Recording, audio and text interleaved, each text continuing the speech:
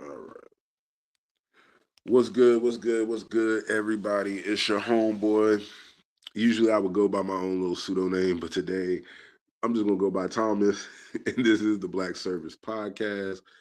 And today I have a very great guest with me, but I'm gonna let him introduce himself and we're gonna get into what he does and his trip to Africa that he's taking and him going back and what he do or what he does there and just get into this great and awesome man. And by the end of this episode, man, if you don't know who this man is, if you haven't watched any of his shows on his YouTube channel or even checked out any of his podcasts, I guarantee you by the end of it, you will be interested enough to hit them likes, hit that subscribe button, and find out how more about this great man. But without further ado, I'm gonna let this man, Mr. Reggie, himself and talk to the people. Hey, King Thomas, thank you so much, man, for the introduction. I'm honored and grateful, to be here. My name is Reggie Haynes. I am, in some facets, people call me an activist, entertainer, director, all of those things. But I look at myself as just a symbol who tries his best to represent what they call African unity, African truth, African empowerment, or as they say in the West, Black unity, and Black empowerment on all accounts. And yeah, that's what I try to do within the different works that I present to the public. So that's basically who I am, King Thomas. And Yeah, thanks again hey, for having me here. I really appreciate the opportunity. hey, I appreciate you, man. I appreciate you. So before we had our discussion and before all of this whole interview and whatnot, um, so okay, let me explain it like this. Hmm. So this guy he hits me up on IG and I think I might have friend requested him first if I'm not mistaken. Hmm. But he shoots me a message about tickets, and I was like, because I didn't know what was going on at the time, Hmm. and I jumped on his profile and I was looking at it, and I was like, yo, this he seems like an interesting cat to do an interview with, and I watched some of his videos. Man, trying to do something. Um, Man's trying to do something. I ain't gonna go too deep into detail, but man's trying to do something. Um, Tell us about your YouTube channel show that you have and how all of that came about. yeah, no problem, man. So the House of Reggies is a show that I do. It's a show where I play multiple or four identical brothers who try to use their talents to make the world a better place. In the show, we started a new season in 2024. And with that particular season, we filmed it in Africa. And Okay. while doing so, I wanted to represent what I believe to be some form of African truth, African empowerment, and African unity. And there's sci-fi that's based in this show. You have characters that are a well-known entertainer, a comedian, uh, a radio show host like King Thomas here. And it's just a show to where I just wanted to do something different. So with the students that I had out there in Malawi and in Zimbabwe, and with phenomenal direction from the director out there as well, we tended to have a what I thought was a really good show, and it kept me wanting to do more works in the film department. So yeah, that's pretty much about the House of Reggie show, which I play for Identical Brothers. Damn. Now the the concept I think is pretty cool. Four identical twins Thank you. um, going out and changing the world. Where Mhm. where did that concept come from? Like what birthed that concept into you doing that? I used to watch a lot of movies and a lot of TV shows with people that looked like us. And aside from the things that I felt like were more of a slave mindset where you had these characters doing something that where they were selling their soul, I looked past that and made sure that I didn't dive into any of that if I were ever to take up filmmaking, acting, and directing, and writing, and all of that stuff. So it was just me seeing, people that looked like me doing something that was what I thought at the time was, phenomenal. And, me diving into it when I got older. What what TV shows what TV shows depicted your ideas of what black folks were supposed, or how can, okay, what TV shows you grew up watching, should I say, influenced your project? There was a channel called UPN 20 down here in Houston, Texas. And I remember, I saw the likes of, people forget this, but long story short, Will Smith, at this time, he was one of the biggest movie stars. And they would let him direct any show on any other platform other than UPN. And he and his wife directed, a particular TV show called Half and Half. You had Malcolm and Eddie, Malcolm Jamal Warner, Eddie Griffin. You had the Jamie Foxx show that started on WB, then it went to UPN. And then you had Brandy, Moesha, and then you had Dwayne The Rock Johnson, who was at that time WWF, and then they eventually changed to WWE. He was one of the first successful athletes who were in the wrestling business that went on to do movies. And I saw this, and then of course it wasn't on that platform, but then you had Martin and what they did with the Bad Boys franchise. You had two big time, like one of the top stand up comedians, and then you had two guys with big sitcoms, Fresh Prince of Bel Air and Martin, going into a movie while their shows were still running new episodes.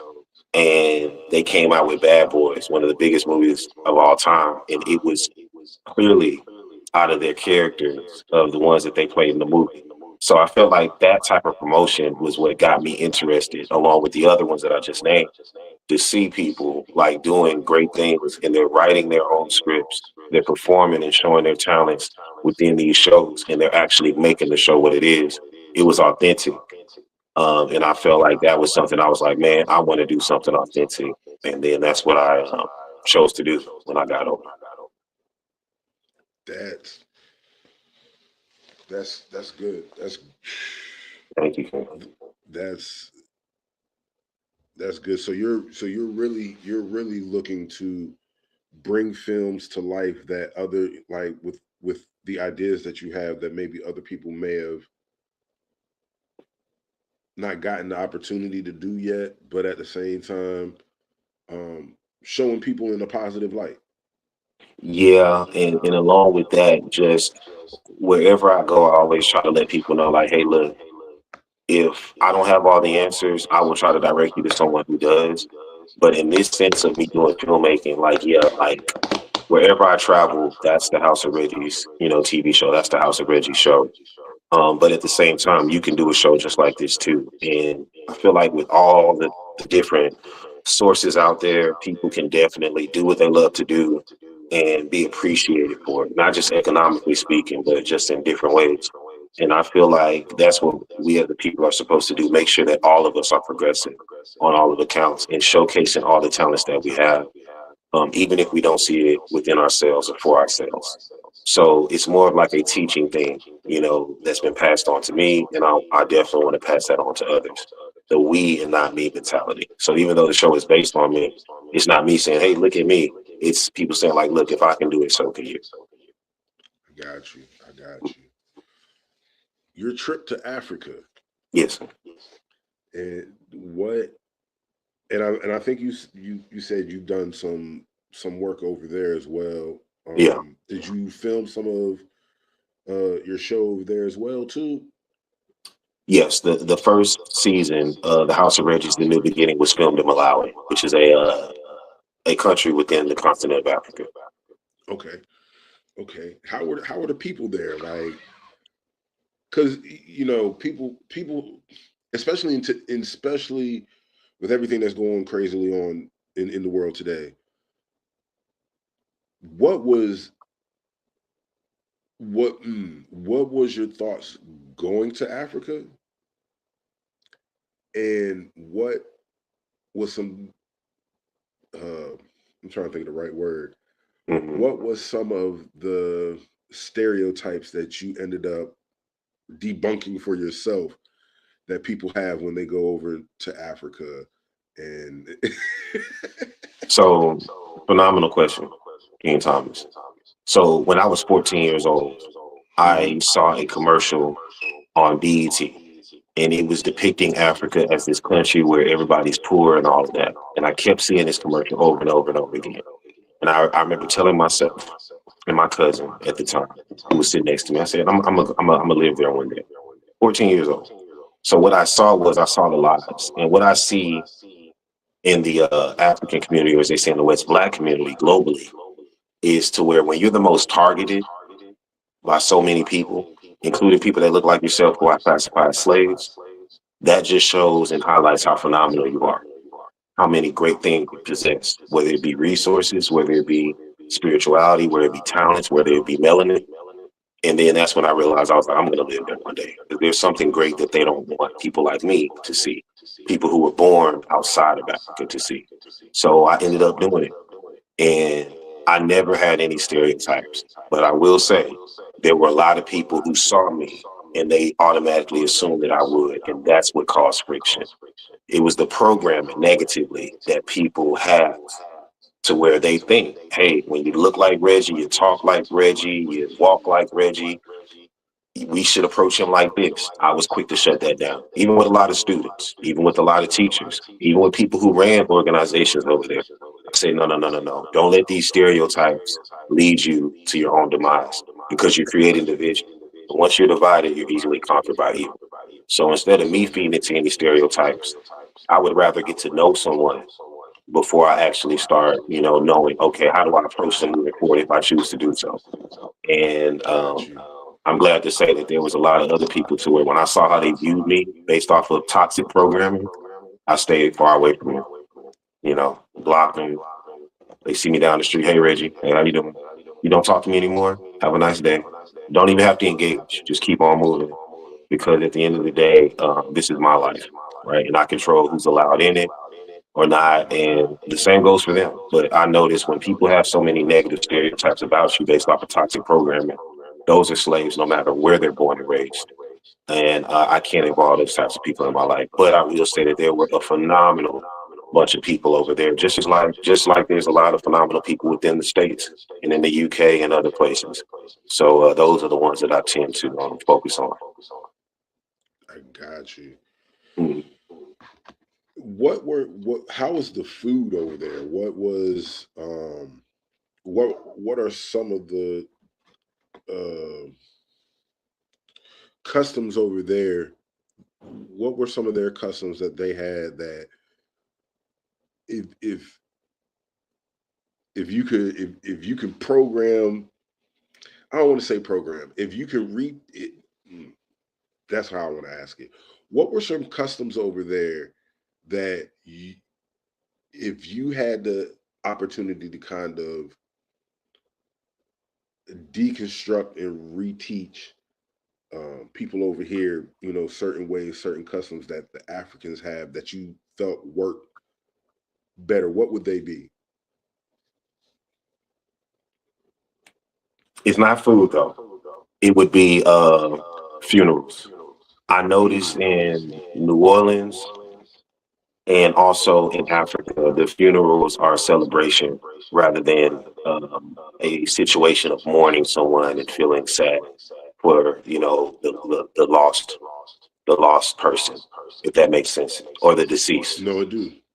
Yeah, so that's basically what I would say. Like when I used to have the philosophy, like, man, we're gonna die and that's it, or somebody's gonna die. As I got older, especially when I started seeing other cultures, primarily in Africa, I was like, nah, man, it's a celebration. Their spirit is living on forever, and it's living on throughout all the people who's ever loved them and they've loved. So why are we sad? Why are we depressed? So when you go to these funerals in Africa, it's more of a celebration. It's more of, people coming together to celebrate this life rather than mourn it and put it to rest in a depressing way. I hate to use that word. I know it's strong, but I would rather I'd rather celebrate someone who's no longer here with us physically, but we know they're going to continue to be with us spiritually. So that's what I would say. I really embraced when I was over there. A lot of other things too, but that was like the one from the top of my head. What now? The one thing I want to ask, and I know is I know it's not particularly like this over there, Hmm. but when we do see commercials and when we do see um, them depicting Africa, it's always in some village. Hmm. Um, child looks malnourished, all of those things. What when you got to Africa, what did it look like to you? What was your insight to it? I guess like because I'm pretty sure Um, you weren't sitting there watching people, people that look malnourished and all that. Like, no. The thing about me is to where having relatives who have lived in what they quote unquote call the hood, and then having people over there in Africa who are in rural areas. That's what they call them, like the villages and stuff. It was my mom taught me this. She was like, Reggie, because she travels a lot. She was like, mhm. Reggie, the only thing that's different between American people and all around the other parts of the world is the accent. And I agree with her because when I was going to say these areas, I say that embraced for the it. people in the back. Say that In for the the back, people. yeah. So the only thing that's different from here than the other parts of the world is the accent. I mean, yeah, you have different cultures and different things that people do, but it's really the accent because you're going to get the same things that you see over there over here. I just feel like it's probably not in the same form physically and visually that you might have seen it elsewhere. So for me, whenever I was over there and I saw these youths and whatever, they would run up to me and embrace me, and I would treat them with respect. The families too. It even got to a point, and I'm pretty sure there's a video out. Yeah, I have a few videos of it to where in certain areas, in Zimbabwe, in Malawi, in Zambia, I was told when they heard that I was coming out there, I had to meet the chief. And the chief is kind of like not kind of, the chief is the person that's over a whole entire village. And you have to meet the chief. You have to, eat dinner with them or whatever. They might even ask you for like a gift. One chief was like, hey, I see that you're always wearing those hats. Can I have one? I said, absolutely. And what I used to do is I used to just, you know, um, when they saw that I was doing movies out there, because I had to ask permission before I actually went out there and started filming, the chiefs would, let me. They would ask if I needed any assistance, if I needed extras. He would call up a time, be like, hey, Reggie and them, are they filming a movie here today? If y'all want to be a part of it, come out there. And a lot of people would come. Some of them would just be spectators, but it was a phenomenal thing to see so many great people come together. And I can't tell you how many times I walked through a village and they're like, Reggie, come on, you gotta eat. And I'm like, well, I got another engagement to go. I gotta go do this thing, but I'll be back later. And later in the day, they'll still have that invitation open for me. So it was the nicest people you ever met, similar to the people who I interact with, all around the world, primarily the people who helped, raise me when I was growing up down in down south. So it's just been a lot of phenomenal moments that I had over there in Africa that I grew up seeing, and that made me feel right at home. Man, and I like to hear that. I had a friend of mine. He went to Africa, and he's very big on just the culture, just the way of living over there, Mm-hmm. just everything. Mm-hmm. And I think a lot of times I can't speak for everybody, but I know I can speak for myself that when I thought about Africa, I kind of went with the stereotype of people in villages, stuff like that, because at the time that was just the image that I had of it. Until I got a little bit older and start doing research and stuff like that for myself, and is just like what you said. There's nothing different about it. It's just people's accents are different. Ain't nothing, Yeah. nothing's new, or as people put it, nothing's new under the sun. Yep. Nothing is Yep. new under the sun. So, what when you go back, what are some of the things that you're going to be doing over there? What are some of the projects that you're thinking about working on over there? And are Hmm. you going to be um, doing your own podcast over there of maybe being able to interview the chiefs and stuff like that? Phenomenal question, King Thomas. So, long story short, there was a brother named King Kelvin. His name is Kelvin Biriati. He interviewed me multiple times on his platform in Africa because he's a well-known YouTuber. And I didn't know what to expect, but he was like, Reggie, you about to get a whole bunch of phone calls. And I'm just like, look, bro, I just did this, because I wanted to show you love. I appreciate what you're doing, yada, yada, yada. So next thing you know, I do get phone calls. And I got a phone call from a brother named King Davison. And King Davison, he was like, hey, can I speak to Reggie Haynes? I said, this is he. And he was like, I want, I need you, man. I want you to, run this. I've seen the works that you've done.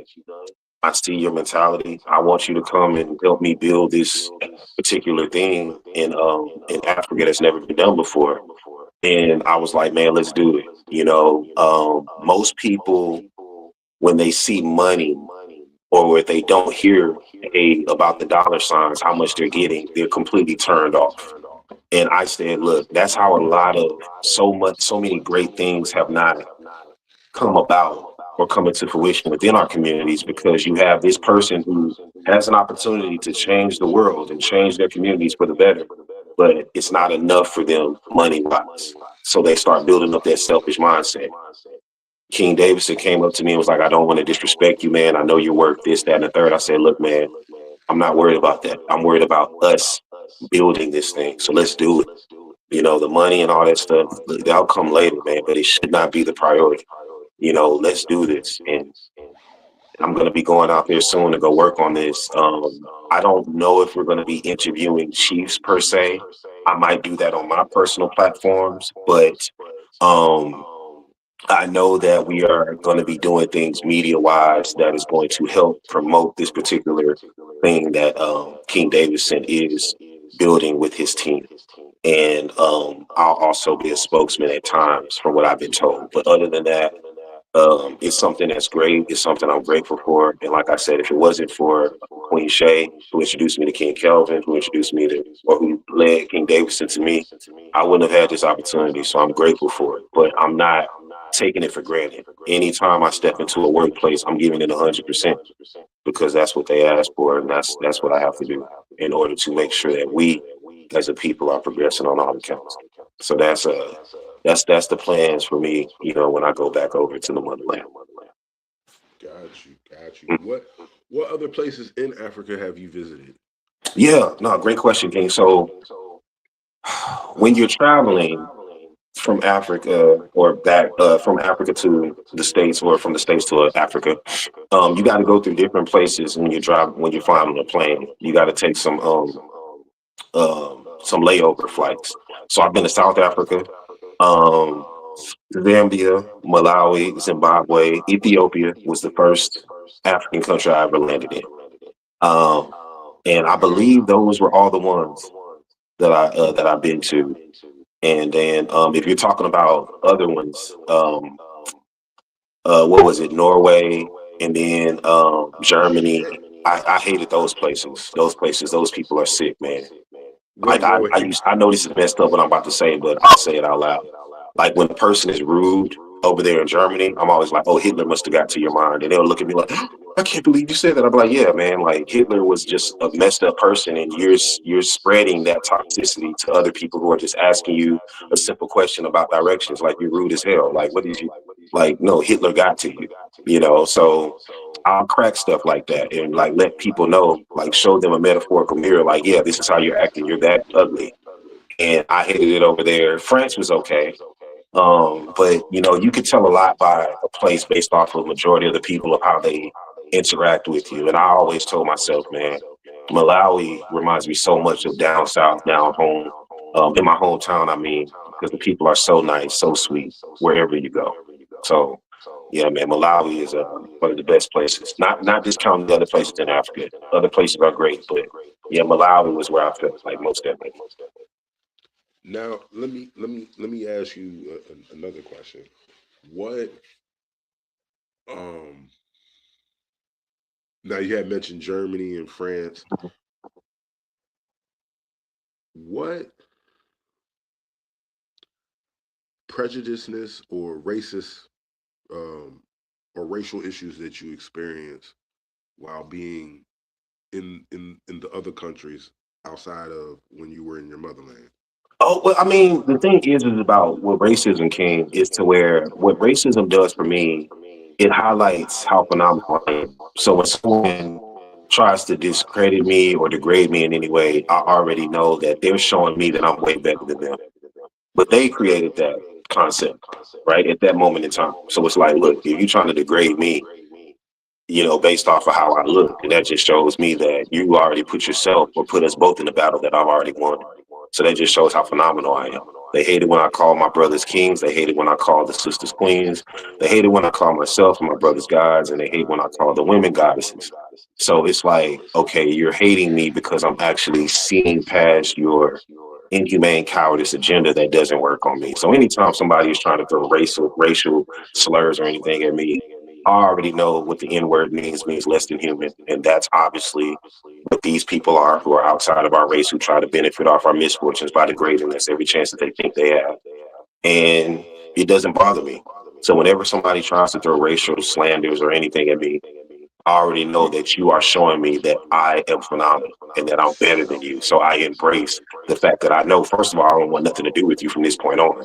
And now moving forward, I know for a fact that it's a great thing for me to just be reminded of how phenomenal kings like us are, King Thomas, and that's the beautiful part. Apologies, it's a lot of stuff going on out there. I don't know what's going on, but It's um, perfectly you probably my neighbors upstairs, they got a dog and they be just doing the same thing. So no, it's yeah, I cool. apologize about it, and it's unexpected too because like you think like people are texting you saying everything's gonna be quiet and it's loud as hell, but I apologize for that. But no, No, it's all good. all in all, man, when it comes in regards to racism, it don't bother me at all because, like I said, it highlights how phenomenal we are. Now let me ask you this question. Hmm. Do you do you feel like some of our people that live in well, okay, there's two parts to this question. Okay. With all the recent stuff that's going on here in the States, Okay. do you feel that it's beneficial for our people to start looking at maybe going to Africa, maybe building a citizenship, maybe building a home in Africa, and then two, do you feel like that will maybe cut down on some of the stereotypes and the thought processes that people may have when they associate African Americans with Africans? I mean, does it make sense what I'm asking, or It makes perfect sense, but I mean, okay? I'm gonna answer your second question first, if that's okay. When it comes in regard, No, because go I ahead. think it will help me with my with the first question being answered. When it comes down to it, I'm not gonna lie to you. There was a time when I used to be that. Why are you treating me this way? Why? I'm just like you type of guy. Then it got to a point I was like, nope, I don't care anymore. I know how phenomenal I am. I'm not saying that in the egotistical sense, King Thomas. I'm saying it in a way to where I know for a fact this is my life, and I'm not going to allow anyone into it who's going to degrade me in any way, shape, form, or fashion. So if you're going to try to negatively stereotype me based off of toxic information that's been passed on to you by an oppressor who does not like you at all, because if they did, they would never want you to be divided and easily conquered amongst yourself or your own people. And you're taking that on. You're a slave that I don't want no part of. So why should I care about anything that you have to say? Why should I care about any way that you treat me? Because I know for a fact that you're not a person that I should ever involve in my life.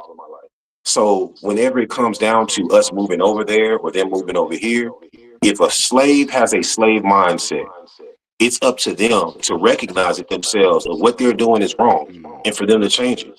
If they don't, they're going to constantly be in a mindset of always giving their all to an oppressor and then having this oppressor degrade them and their people, all the time because of their help. And my thing is, I'm not helping the slaves and I'm not helping the oppressors and I'm not helping the inhumane system. So the best way for me to do that is to be myself, build for my people, not the slaves, no matter where I am, whether it's here in the States, whether it's over there in Africa. And I feel like if that's your mentality, if you are building a community that's indestructible, and I'm not just talking about physically, I'm talking about metaphorically, I'm talking about spiritually, I'm talking about emotionally. If you're building all of those in every way, if you're building a community like that, that's indestructible, can't nobody mess with you. So as far as the slaves that has a mindset of trying to change my mind of how I view them, I will always view a slave the same way that I view the oppressors and the inhumane system. Y'all stay over there. I'm gonna do my thing over here. Don't come nowhere near me because you already know I don't want nothing to do with you. And do not ask me questions about why you acting like this. Why? Because you already know the answer. I'm here live on the Black Service podcast, spilling it all to you. So there ain't no need for you to ask. So my thing is, King, is to where to answer both questions. I feel like we can build in the motherland just like we can build over here, and we have been building. But we shall not allow any slaves or any oppressors or any type of inhumane behavior to be welcomed within the communities that we're building, because that would just lead us to our own demise. Slaves are sellouts. Slaves are people who love being oppressed, love division, love degrading. I can't be a part of that. And I feel like nobody who is a true Black or African empowerment leader or representative should be a part of that as well. So I know that was a mouthful, King, but I just wanted to break it down and Hey, answer the best as possible. that's no. I wanted to hear that. I wanted to hear that because I told. Hello? Oh, it's breaking out a little bit, King. What were you saying? Oh no, I was saying. I feel like whenever you. It still sounded a little bit distorted. What are you saying? Oh, can you hear me better now? I can hear you better now. Yes, sir. Okay. I feel like whenever you doing podcasting, you got to ask questions that normally would probably make some people feel uncomfortable, depending on how you ask the question or where the question is coming from. But in the same regards, and we talked about it a little bit briefly. Everybody has their own opinion. Yep. Everybody sees things in a different light than you do. Yep. But in the same token, it's important to have some form of respect behind it, some form of thought behind it. Yeah. So my next question I'm going to ask you, because I know you said that you also daffled in music. Yes, sir. Do you feel that hip hop, rap music, gangster rap, whatever you want to consider it as, do you feel like that has been a help or detriment to our community? I feel like it can be a weapon, and it could be a weapon against us, and it could be a weapon to protect us. But I feel like when I was growing up, because we were talking earlier before the show, and I tell people all the time, my favorite artist, if I were to name one, because I don't try to do the whole competition thing with people. But if I had to pick one, I would say Tupac Shakur. But a lot of people don't know. I don't like majority of the things that this young man did, and I don't like majority of the things that this man said. But I would say that yeah, there are songs where I'm like, okay, I can give with that. I feel like it depends on the listener how they're going to interpret these things, because these particular music labels, etc., they're putting things out there, and they're using these puppets called artists in order to basically shift the minds, not just of the youth, but of our people in a way to where it's going to either make or break us. So yeah, every now and again, you're going to hear a positive song, but if you listen to majority of this artist's music, is it positive or negative? And my thing is to where, is it going to help us as a people progress? That's my question. And if the answer is no, then at you as a listener, you have a choice. Either continue to listen to this and be toxically programmed, or either turn it off and realize like, hey, they might have said this particular thing that makes sense. Let me take this little insert and program myself to know this is what we do need to help ourselves or to help our people progress in our communities. But everything else, no, I'm not with it. So I feel like when it comes in regards to music, it can definitely be a weapon, you know, for you or to protect you, or it can be a weapon to um, you know, to be against you and your people, depending on how you interpret it. So I always make sure when I'm listening to something, I'm thinking on a universal scale. When I take in this music, what is it going to do for me and my people? If majority of it's not anything that I need, I'm gonna take that little insert and see if I can utilize that to help our people progress. So that's how I look at, you know, music. Mm. Yes. What now? You also said that you dabble in comedic work as well. Yes, sir. What what do you feel? Because okay, and I think you'll catch on to what I'm doing Hmm. once I kind of slightly explain it. Hmm. I feel like artists in any form, but then when you subtitle it, they all have a responsibility. I grew up listening to Red Fox, um, Red Fox, Hmm. Rudy Moore, Mama Mabley. God, the list goes on. Dion Cole, Yes, yeah. Richard Pryor, even Paul Mooney. And the one thing that I think, and you might have just brought it up also, is you don't you listen to the message and not the messenger, Yes, sir. right? Yeah. With that being said, I feel like comedians and artists hold the same stage but do two entirely different things. Yes, sir. What do you feel the responsibility No. What do you feel are the similarities to being a music artist and a comedian?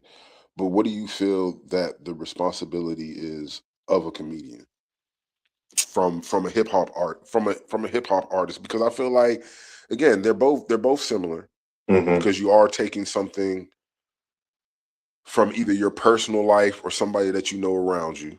Yeah. You do speak volumes on it. Um, but I feel like one has a little bit more influence than the other, if that makes sense. Hmm. So because you've done music, you're now in the videography, and you dabble in comedic work. Uh-huh. What what do you feel as your or speaking for yourself? What do you feel like your responsibility is when you get up on stage or when you share a laugh or whatever? What do you feel like your responsibility is, and what is the message that you feel what's the message that you feel should be understood when you leave off the stage? That's a phenomenal question, King Thomas. I can only answer for myself. I can't answer for anyone else, but I'm gonna try to That's answer. that's why I put it more. That's why I Yeah. put it more No, for but you the than everybody question else. the question regarding the other individuals is Mhm. phenomenal as well. So I'm gonna try my best to answer that one too. But Okay. for me, Okay. I feel like when it comes down to these particular artists, whether they're doing comedic work, whether they're doing music, whether they're doing acting, all of the above, never sell your soul in the process. And what is selling your soul, people might ask? Well, selling your soul is doing something to where you know for a fact it's not going to help your people progress in any way, shape, form, or fashion. It's not going to help you. progress in any way, shape, form, or fashion. So there have been times where I've been on stage or I've cracked a joke and people have gotten offensive. And I'm like, look, at the end of the day, I apologize. I take full accountability. It won't happen again. But you also have it to where there are people who get offended when you're speaking truth. And if you're speaking truth, stand by that. Don't apologize. Stand by that truth, you know. But I also, just like I said about the music and the artists, when it comes in regards to other people who are doing their thing, I hate to say this, but unless they are solely independent and they own all the rights to everything that they're doing and they don't have a puppet master or master behind them pulling their strings, these are people that's going to have something in them that's going to present themselves to the public as seeming as if they're trying to better our people, as if that's the people we should look up to. Look outside of ourselves in order to believe in and to save us and be our new leader. And they're leading our people to our own demise somehow, some way. That's what happens when you have the oppressors involved. That's what happens when you have these celebrities on stage doing the things that they're doing. And that's what happens when it's all connected to an inhumane system that shouldn't exist to begin with. So unless you are solely independent, King Thomas, in every way, shape, form, or fashion, I feel like you're going to end up doing some form of slave work, and that's just to pull in more slaves to appease or to be a part of masses inhumane system.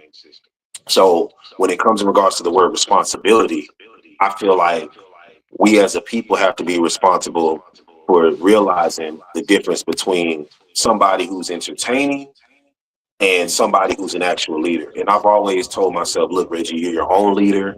You're your own God, not in an egotistical sense, but in a way to where you never should have to look outside of yourself on a consistent basis to find answers that you have within yourself all along.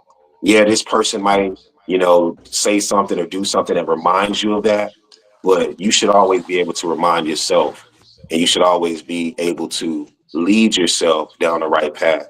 And that also goes along the lines of being mindful and careful, full of care of what you are um, pulling into your life, whether it's something that you hear from the airwaves or whether it's something that you see visually.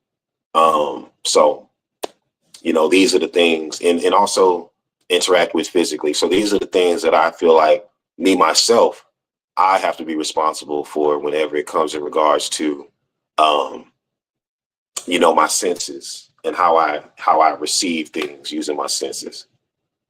I hope that answers your question, King Thomas. No, it does. It does. Um, Being able to hold yourself accountable, being able to make people laugh, and you know what? It's crazy because as you were talking, the first person I thought of was Dick Gregory, Mm, because I know mm, he used to be a comedian, but he also brought truth to a lot of his comedic relief. mm, Paul Mooney, I would probably even say also too. Um, you know they they had a funny way of giving you a message, mm. but still having their seriousness with it. Yeah. So I yeah. So we talked about this earlier. Uh-huh. You were a NFL dropout, and Yeah. And you asked what let that me word is. say it as a disclaimer to anybody, he was proud of it too. But I'm gonna let him explain what a NFL dropout is and why he's proud of being that, and Yeah. hopefully it'll help somebody out there um, make better decisions on what it is that they want to do with their life. Yeah. If because I us as us as a black community, we pride ourselves on, oh, my son's a football player, my son's basketball player, or we aspire our children to be those things or Hmm. reach those high levels goals, because I guess we feel sometimes that might be the ceiling, and I don't feel like it's every parent that is like that. But for you, explain what got you into football, or what got you into sports, and then what kind of detoured your path from uh, sports, and what an NFL dropout is, or an Got you, NFL, King. yeah, NFL dropout. Got you, King Thomas. And again, man, thank you so much for having me here. I appreciate the opportunity. So an NFL dropout, simply put, is a person who had an NFL tryout and they turned it down. So that's what I call myself. And I know that I've done, a commercial, I've done different videos, and whenever it's a highlight of me playing football or the sport of football, American football, I always put in the or as a disclaimer, slave on the plantation. A lot of people don't like that, but that's how I see it. I see the owners in the booth looking down at the men who are basically putting their bodies on the line for entertainment. And who's being entertained? The masses of people who care more about a game rather than their physical well-being at times, or their family and stuff like that. So it was just so many things that I saw in football that led me to say, nah, man, this is not the sport for me. But growing up in Houston, Texas, I was always told, because of my body type and my athleticism, I guess I was a football player, and that was it. So I was one of those children. I didn't want to let people down. I didn't want to let my family down. But it got to a point where I said, nah, man, once I got that contract offer, I said, I'm done. I'm done. I don't want this. Like when people see me overseas, or they see me around, they're like, hey, don't I, you played ball, didn't you? And I was like, yeah. Like I'm not ashamed of saying that. Yeah, I played a sport for so long, over almost a decade and a half, that I did not like at all. But it's one of those things to where, if that's what attracts you to me, leading me to show you the true leader within yourself, I'll take it. That's fine. So yeah, with my whole entire football career, it was because I was born and raised thinking that that's who I was and that's what I was forever going to be. And then when I started diving deep into seeing what being an athlete was, I stepped away from it completely. And I was like, nah, man, this is a better route for me. But whenever I talk about this, I never want to steer people away from doing what they love to do. I just don't want you to go through the the same trials and tribulations that I went through. So manage your money accordingly, brothers. Watch out for the women, and then also make sure that you surround yourself by good people who, if you put a whole bunch of money in their face, they won't even think twice about taking it. They know for a fact that you're going to do something great with it by building a community for we and not just me. You're not going to be selfish. So I know that me being on this, this phenomenal platform is not going to steer away anybody from wanting to live their quote unquote dream of being a star athlete, etc. My thing is, if you're going to go down that route, be smart while doing it, and make sure that you're trying to build your own leagues, and make sure that safety comes first, because these sports can be very dangerous. So for me, yeah, I stepped away from football, but I still took a lot from it, to where I could tell people, who want to go down that path, look, not something I would do, but I'm not going to keep you from doing what you want to do.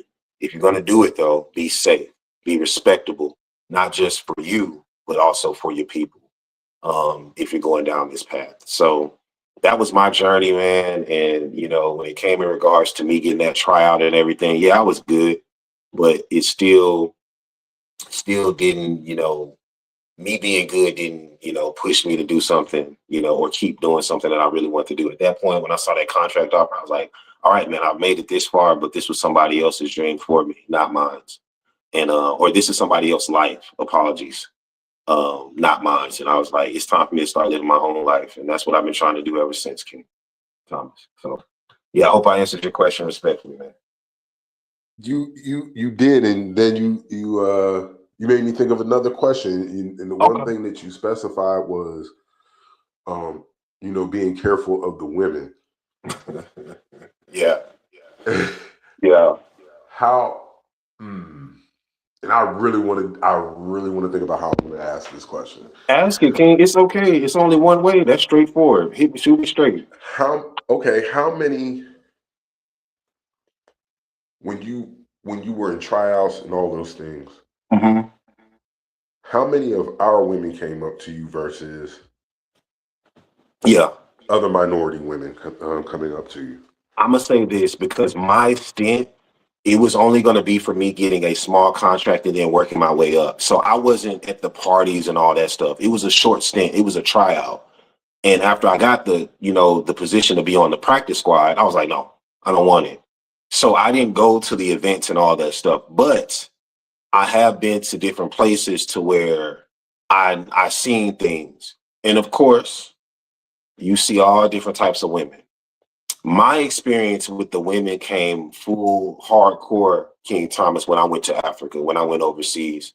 When I went overseas in the UK, I was with a woman the whole time I was in the UK. But she used to tell me, she was like, Reggie, I'm so glad that you are oblivious to when women are flirting because that woman flirted with you right in front of me. And that pissed me off. So yeah, there were different women to where you don't recognize when I'm terrible at recognizing when a woman is flirting with me, King Thomas. But when a woman comes up to you and say, "Hey, look, I want you. I'm trying to." I would say, it was more noticeable when I was in Africa. And did they know that I was an ex-player? Did they? I would not know. But what I do know is that in any regard, whenever you have attention on you, these women that come to you, man, I hate to say this, they they're probably looking at you. No, I'm gonna say it, Reggie. Just go ahead and say it. They're looking at you as an ATM machine, brother. That's all you are to them. And let me tell you something else. I've dated, no, I haven't dated a lot, but I've met a lot of women to where their families, their fathers and their mothers, their uncles, their cousins, their sisters, their brothers are like puppets, puppeteers, and you're the puppet. When you gonna find you a good man that's gonna take care of us? When you gonna find you a man that's gonna take care of you, aka take care of you and all of us? You see it all. I see it all the time, and I've actually met people who actually, try to raise their children, their daughters, and some of their sons to be that way. And it's one of those things to where it's like, nah, man, nah, I can't see myself being with a woman who's only looking at me in that regard. So I tell the brothers, be very careful because when a woman is coming to you, when you got all this attention on you, that's bad business. And if you fall for it, you already know what her intentions are. So she's going to try to do whatever it takes in order for you to have some type of a lifelong guarantee, if you know what I mean, Yeah, out of this particular arrangement that y'all may or may not set up. So I just tell men all the time, be careful and make sure that if you are going to be with a woman, I would rather you be with a woman who doesn't even know that you play a sport or doesn't even care about your money and all these other things. And you will know the signs before you even get that deep. Because I was raised. If you let a woman talk long enough, she'll tell you all her intentions and all her plans moving forward with you. So listen to these women, and then just know, hey, this is the woman that's right for you. And like I said, King Thomas, it's not just in sports; it's just in any, way. You got brothers all over, who are just talented in their own right. And if women are, gaining so much, holding so much attention towards you, no, 9 times out of 10, man, it's for all the wrong reasons. So just be careful. Be full of care out there. that part. Yeah. Let me. I think we've talked about Africa. We talked Hmm. about your TV show. We talked Hmm. about your NFL career, Yes. and with it all, if the Reggie now can go back in time and talk to younger Reggie, what would be some words that you would say to him? Or let me rephrase it. If you were able to go back in time and talk to a younger you and the friends that you maybe still have around you from the time that you were young, what would you say to them? What would you say to them, Hmm. and what form of encouragement would you give them to help them move forward into whatever it is that they may or may not want to do, or what they may want to do? because I was a what they call it, a prude. I was a prude back in the day, so I was lame. I'm still lame to this day. I'm one of the most boring people you'll ever meet. King Born Tom. is I'm something, very man. boring. I'm very Born boring. is People don't believe it. cat. I'm very boring.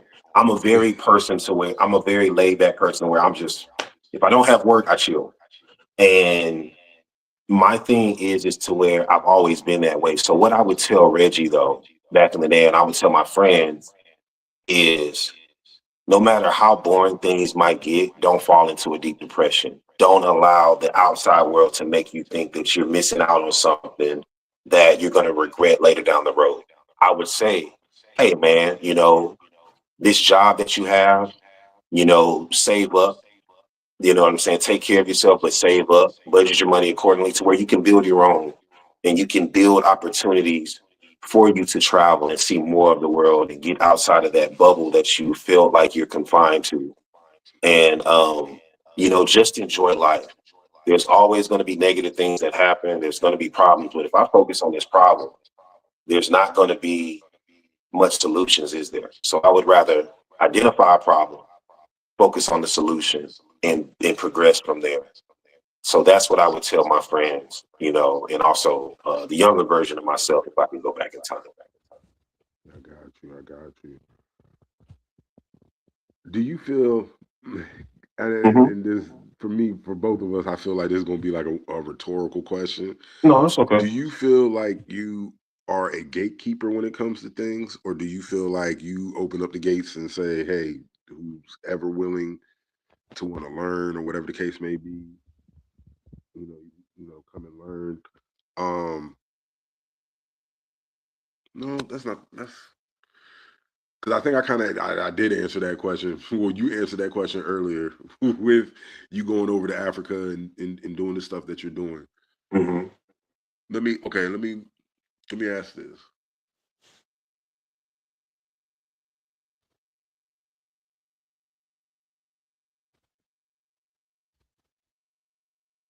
Hello? No, I'm here. I'm here. I'm here. Oh, okay, okay, I'm okay. thinking of a way to ask the No, question. it's okay. It's Uh, okay. It's okay. um, I want to say gatekeeper. Do you feel like? Oh no, that's you kind of answered that too.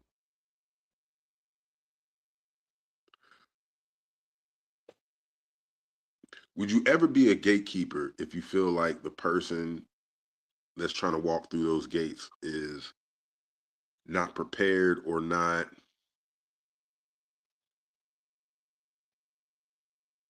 mm, not at a certain level? I don't know if that may have made sense. Like, okay, for instance, I'm not an actor. I'm not none of that, right? Hmm. Through your observation of me, you can kind of see my arrogance. You can kind of see certain things that I might need to learn before I step myself into something that is going to have their ups and downs, and I'm not going to be prepared to kind of deal with it from Hmm. what you observe. So I guess pretty much, mm, I get what you're I'm saying, trying to. King. I get what you're saying. I get what you're saying. You're basically saying, should we as as they say in the West, black leaders or African leaders be gatekeepers for those who aren't really prepared for certain situations? Yeah. Um, my answer is 100% yes. I feel like that's what our elders have done for us, and I feel like that's what we should do for our youth, and also for each other. It just depends on the situation, and it depends on you as a person being a gatekeeper, and also the person that you're dealing with or the people that you're dealing with, because you could also deal with multiple people at one time. So I feel like it just depends on, first off, it depends on the situation, because you might have this youth or this person who's not mentally, physically, and spiritually ready for this particular thing, that okay, you have to have all these boxes checked if you're going to enter or dabble into this, but they can be ready for something else. So instead of keeping them from this, we can let them into that. I just feel like we have to be very cognizant of, the situation and how we can move forward with it. And I feel like the best way to know, if this person or even if us ourselves are ready to move forward is if we've actually seen it be done before. Because earlier you said nothing new has been done under the sun, which is true. Yeah. So that means for us to build our people up, build communities, stay unified on all accounts, there are many ways for us to do that. And we've seen it be done before. We just got to know if we're ready for that. We have to bring people in with the same mindset who are ready as well. But if they're not, hey, okay, hey, this is something else you can do for the time being, And if they choose, hey, man, I don't want to listen to you. If it's something that you own yourself, if it's something that you're in charge of, the thing that you're gatekeeping, you have every right to keep this particular person out. And that's what I'm speaking on. I can only gatekeep somebody from something that I'm in full control over. So if I'm not in full control over it, that person's going to do whatever they want to do to the person that is in full control of this thing that they're trying to enter. So that's how I look at it. If I'm in full control of something, whether it's my own being, a business, etc., I will definitely be knowing, like, depending on the situation, if this person should be allowed to enter or not. I got you. I got you. What?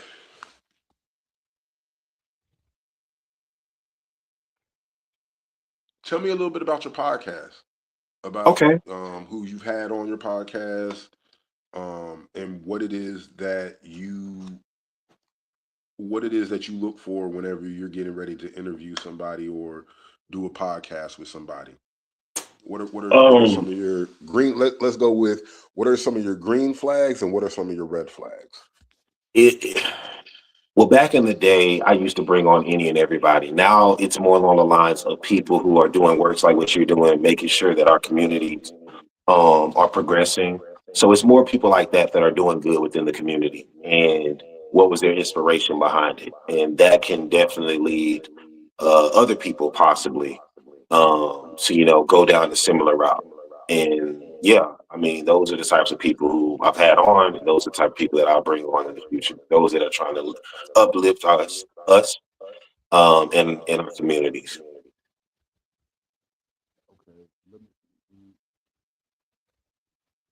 Do you do you feel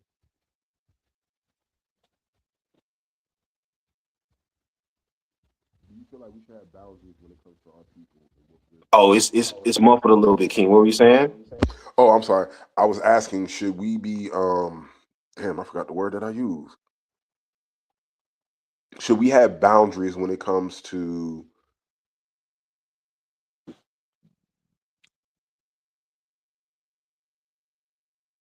building a community and allowing those people in our community, Yeah, if that makes sense? 24/7 security. And if there's ever going to be a time to where time increases when it comes in regards to days and hours and minutes and seconds, yeah, whatever the highest form is, that's what we need. We need to make sure that all of that time is covered, if that makes sense. So if it one day goes to 28 hours and it goes to however many, 16, days a week, that's what we need to do. You know what I'm saying? Like, we need to make sure that we're always protecting our communities, protecting our being at all times. Reggie, it was great having you on here. It My was pleasure. great having a conversation with you. I'm gonna conversate a little bit more with you after the show, but Okay, all right. I you're well spoken. You're articulate with what you try to say. Thank you, King. I find it funny. I've been cussing and you've kept it G You the haven't whole cursed. time. You G didn't curse. the You didn't whole curse. time. You weren't Huh? cursing. You weren't cursing. So You weren't I just cursing at gotta all. say, man, huh? You weren't cursing at all. Man, So you're well spoken. Well spoken. Two well spoken brothers on the platform uplifting our people. That's what it is. That's what this is. 100%. heard So much that. love and respect to you, King Thomas. You did your thing, brother. As Hey, I usual. appreciate it. It's I all love, King. appreciate it. It's I all love. appreciate it. Tell the Mhm. people where they can find you at, all your Mhm. social media platforms. Um, give people give people the rundown, man. Where they can Mhm. find you at, where they can go to support you at. all those things. Yeah, thank you so much, King, for the opportunity. So my main account is at the real Reggie Haynes. And then also I have my Reggie Haynes official music page where you'll see music and different things I'm doing with the albums and comedy album, etc. And then you also have Reggie Haynes in Africa and the Reggie Haynes podcast. And these are all Instagram pages. And also on YouTube, you have RHTV, the RHTV network. You have RHTV News, where you get updates about what we're doing. And then you have Reggie Haynes in Africa, which is a page that was actually created by myself and my students, Charles, Cooksey, and Michael. So much love and respect to them for that. And Shout out to then them. you also have the RHTV podcast YouTube channel. And then I don't really be on TikTok that much unless I'm promoting, other things that I'm doing. But it's you just type in Reggie Haynes or RHTV network, and you'll see that. Same with Facebook, Reggie Haynes. And yeah, for all those, I'm honored and grateful. And I'm like I said, King Thomas, thank you so much for this phenomenal opportunity, man. I really, really appreciate it. I'm gonna say it No again because the problem. bark is in the background, which I was told Hey, that it was hey, gonna be hey, quiet, hey! but The dog says it's time to wrap it up, no, dog. It's no, time no, no, no, no, no. They know better. They know better. It's I'm gonna talk to them once we're done because it's okay, I I told got you. everybody, you know what I'm saying, but it's okay. See, I'm being nice, Reggie, now, but in a few minutes, once we're done here, I'm gonna be gangster Reggie. But No, see, that's you see what hey, I'm you saying? got to be like that sometimes. It has to be. So It my, has to especially when be. you know what I'm saying, you deliver like, hey guys, like I'm just all I need is an hour, and you can't. So, anyways, as I was saying, I thank you so much, King Thomas. It's been a phenomenal opportunity. I'm grateful for this, man, and I look forward to speaking with you soon. And proud of We'll be everything that you're building. doing, King. And I know the community's proud of you as well. So I thank you so much for appreciate it. having me on today. I really appreciate it, brother. Hey, I really appreciate y'all, and for everybody who is watching, yo, go check this man out. RHTV on YouTube. The Reggie Haynes podcast, Reggie in Africa. Please go support this man because nowadays we don't have a lot of, I feel, strong, honest, with integrity people who are really trying to lead our people. And this man is very much doing that. So, again, I thank you. I thank you for actually making this my first podcast of the new year, man. And I Honored. appreciate it. Um, oh, one last question I had, and it was Of something course, of pertaining course. to Africa. You had mentioned you had been to Ethiopia. I had seen posts a while back pertaining to like Ethiopia doesn't live in the same time period or the same year um, as the rest of us. Is that something that's true? And if so, can you kind of elaborate a little bit on it? Yeah, so with Ethiopia, apologies. With No, good. Ethiopia, I haven't I haven't dabbled into that, but what I do know, excuse me, about the time frame is that many African countries are 8 hours ahead of us. So right now, it's still in the morning where we are, but it's almost nighttime over there where they're located. Okay. So that's what I do know. But as far as the different time as like dates and stuff is concerned, I would have to do more research because I wasn't in Ethiopia as long as I was in Malawi, Zambia, and other places. So Okay. I would have to do more research and get back to you on that one, King. No problem. No problem. And I will be hitting you back up and we will be doing another show. And I'm on by it. that time, you know what I'm saying? By that time, we should know. Both of us should know. Yeah, yeah, absolutely, So for sure, for sure. most certainly. Well, Reggie, I appreciate you once again.